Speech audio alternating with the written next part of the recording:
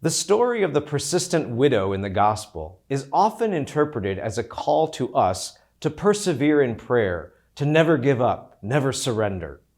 The gospel writer Luke even says as much in his opening lines, saying, Jesus told his disciples a parable about the necessity for them to pray always without becoming weary.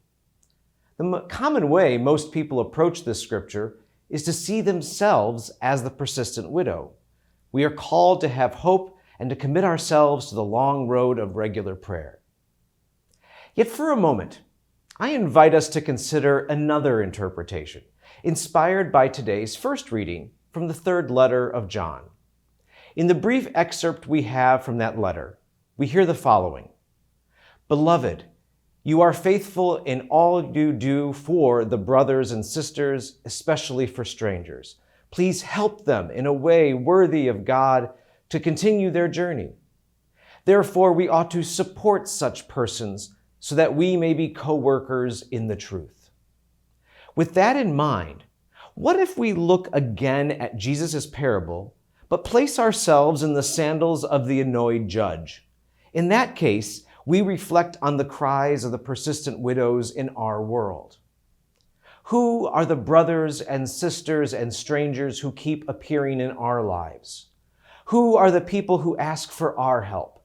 Who are the ones who need our support? Who are the women and men we do not know, but who are likely praying to God for relief? Stop for a moment this day and reflect on all that.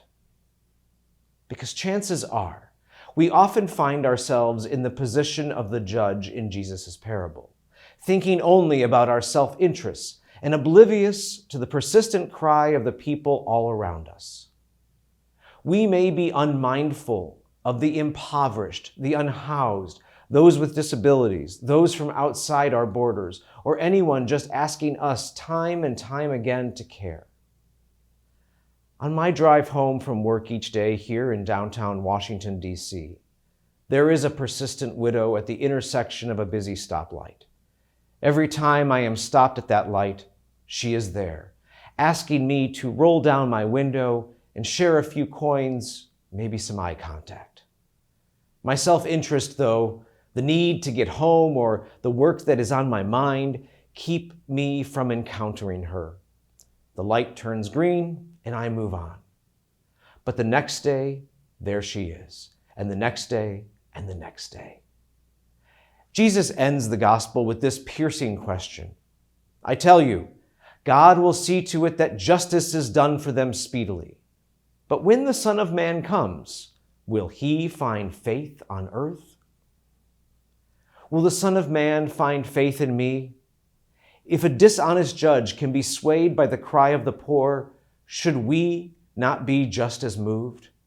The first reading asks us to be co-workers in the truth. That means that when the persistent widows of our world today pray to God for help over and over again, we can be the ones to cooperate with the grace of God to answer those prayers.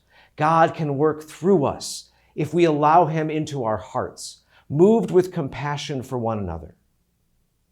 So may you and I be persistent not only in our prayer, but also in our ability to respond to others with God's love.